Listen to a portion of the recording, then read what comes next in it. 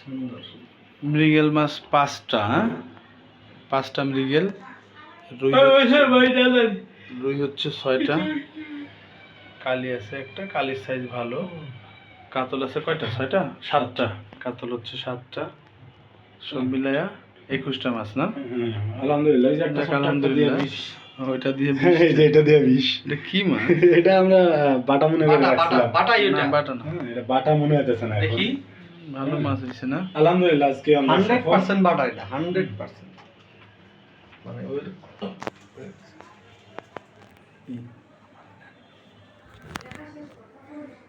মাছ হয়েছে ভালোই, খারাপ না। এই হচ্ছে কালির সাইজ, হ্যাঁ সুন্দর সাইজ, তাই না? এই যে কাতলটা আরো বেশি সুন্দর সুন্দর না? এই যে কাতল কাতল এই যে কাতল।